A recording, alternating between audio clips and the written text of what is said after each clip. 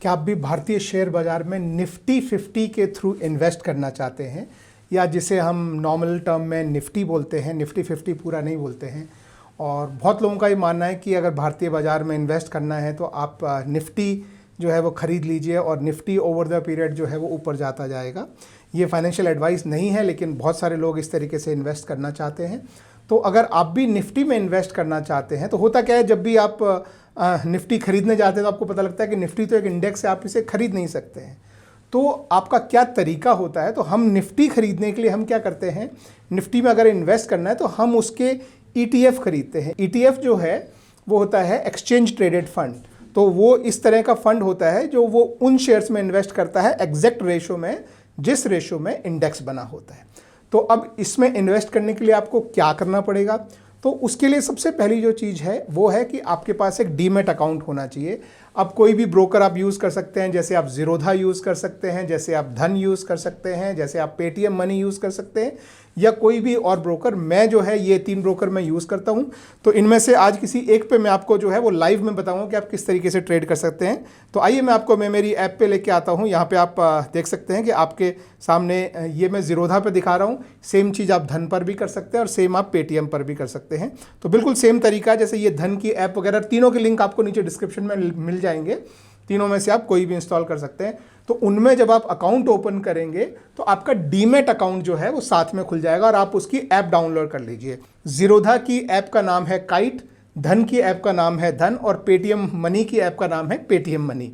तो इनमें से आप कोई भी डाउनलोड कर लीजिए। जब आप ऐसे ऐप को खोलेंगे तो आपके सामने ये वॉच लिस्ट का पेज आता है और यहाँ पे आपको सर्च करना है निफ्टी का कोई भी ETF। जैसे सबसे ज़्यादा जो चलता है निफ्टी का ETF वो है निफ्टी 20। तो हम क्या करेंगे, यहाँ पे हम सर्च करते हैं, देखिए निफ्टी 20, NIFTY BEES। तो ये निफ्टी 20 जो है ये ETF है जो निफ्टी को ट्रैक करता है। तो निफ्टी में 50 शेयर हैं, वही 50 शेयर इस ETF में भी हैं, इस फंड में भी हैं, और जिस रेशो में वो निफ्टी में है उसी रेशो में ये इस फंड में भी हैं। तो और ये आप देख सकते हैं कि ये यहाँ पे आपके सामने दिख रहा है, NSE दिख रहा है और BSE दिख रहा है। ये हमारे 2 भारतीय एक्सचेंज हैं जिनमें शेयर्स, ETF ये सब एक्सचेंज में ट्रेड होते हैं। तो इनमें से आप कोई भी, ये सामने जो प्लस साइन है इस पर आप क्लिक करके कोई भी ऐड कर ले। मैं आपको दोनों ऐड करके दिखा देता हूँ। तो मैंने BSE NSE दोनों ऐड कर लिया है। आपके सामने अब ये दिख रहा है। इनमें से आप कहीं पर भी आप क्लिक कीजिए इस तरह से, तो नीचे आपको बाइंग और सेलिंग का ऑप्शन आएगा। तो ये जो बाइंग करना है, ये बाइंग करने से पहले मैं कुछ चीज़ आपको बता देता हूँ दोस्त, कि हमेशा ध्यान रखना कि जब भी आप कोई भी शेयर या कोई भी ETF इस तरह से आप बाय या सेल करना चाहते हैं लॉन्ग टर्म के लिए, यानी आज खरीद के आज नहीं बेचना चाहते, आज खरीद के कल, परसों, 10 दिन बाद, 1 महीने बाद, 1 साल बाद, 10 साल बाद जब भी बेचना चाहते हैं, ब्रोकरेज नॉर्मली इन सब में नहीं लगता है, ना ज़ीरोधा में ना धन में। लेकिन बहुत सारे गवर्नमेंट के एक्सपेंसेस होते हैं, जैसे एक STT आपको पता होगा, GST आपको पता होगा, फिर इसके बाद और जो एक्सचेंजेस के चार्जेस होते हैं वो होता है स्टैम्प ड्यूटी होता है। तो ये सारे चार्जेस आपके बाइंग के टाइम पे भी लगते हैं और सेलिंग के टाइम पे भी लगते हैं। तो आपको ये पता होना चाहिए कि वो चार्जेस, तो जब भी आप बाय करने जाएंगे उससे आप देख सकते हैं। जैसे मैं आपके सामने ये मैं निफ्टी 20 में यहाँ पे मान लीजिए अभी जो प्राइस चल रहा है वो आपके सामने आपको दिखाई दे रहा है, 212 रुपये 75 पैसे का प्राइस चल रहा है। मैं इसको बोलता हूँ कि भाई मुझे 100 जो है निफ्टी 20 खरीदना है और मुझे 212 रुपये में खरीदना है, या मैं बोलता हूँ मुझे 1000 खरीदना है। ठीक है, अब इसमें इंपॉर्टेंट चीज़ ये है कि ये आपका जो इंट्राडे लिखा है ये आप ना सेलेक्ट करें। ये वाला MIS इंट्राडे जो लिखा है ये आपको सेलेक्ट नहीं करना है। आपको लॉन्ग टर्म के लिए इन्वेस्ट करना है तो ये लॉन्ग टर्म सेलेक्ट करें। और ये जो मार्केट आप यहाँ पे होता है, ये मार्केट का मतलब है कि यहाँ ये ऊपर जो प्राइस दिखा है यहाँ पे 0.0 आ गया है, यानी आप अपना प्राइस नहीं बताते हैं, बोलते हैं कि मार्केट में जो भी इस समय बेस्ट प्राइस हो वो मुझे दे दो। लेकिन अगर आप अपना प्राइस बताना चाहते हैं, जैसे मैं अपना प्राइस रखना चाहता हूं, तो मैं ये लिमिट सेलेक्ट करता हूं। अब लिमिट में यहाँ ये ऊपर आप देख सकते हैं 212.75 जो है, इसको मैं कम करके बोलता हूं कि जब प्राइस 212 आए तब मुझे 1000 ETF निफ्टी 20 के दिए जाएँ। ये मैं इस तरह का ऑर्डर मैं प्लेस कर रहा हूँ।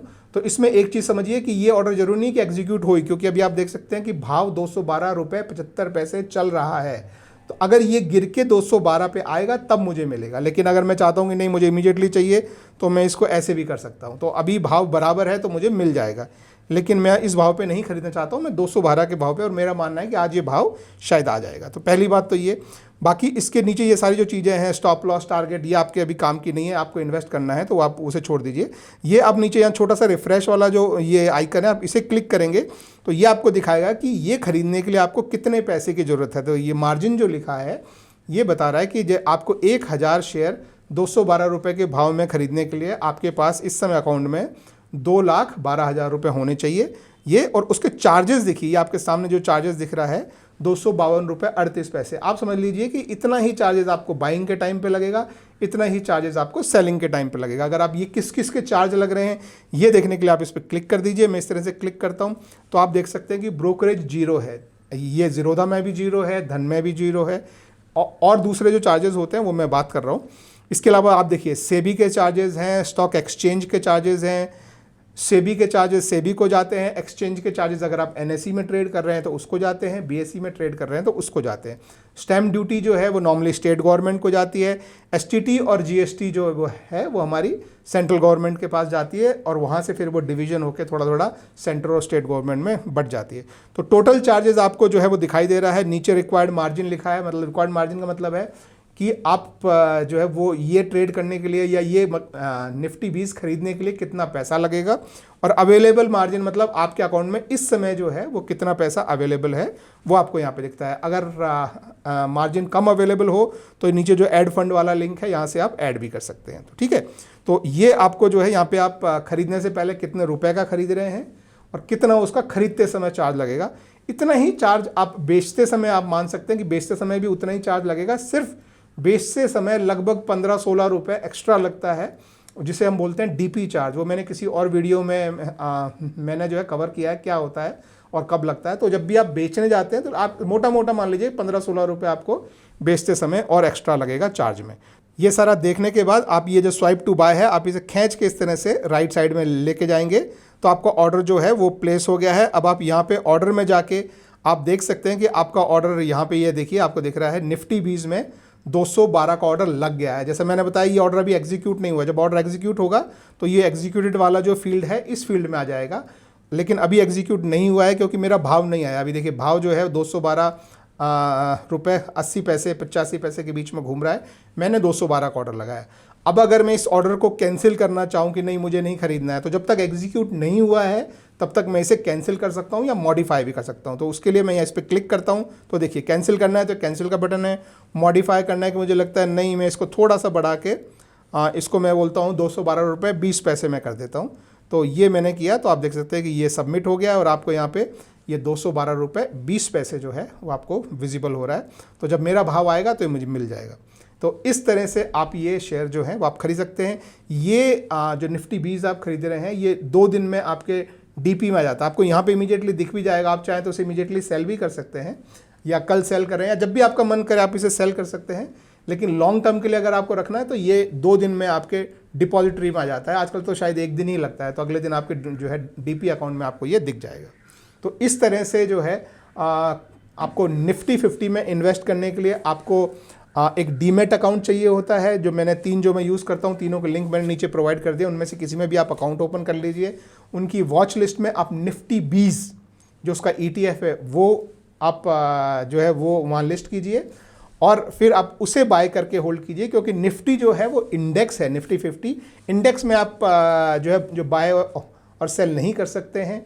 तो आप 20 में करते हैं, अगर इंडेक्स 1% चढ़ेगा तो निफ्टी 20 भी 1% चढ़ेगा, इंडेक्स 1% गिरेगा तो निफ्टी 20 भी 1% गिरेगा। तो इस तरीके से दोनों आपको इक्वल रिटर्न जो है वो देने की कोशिश करते हैं। आई होप वीडियो हेल्पफुल रहा हो तो एक थम्स अप देना। Thank you.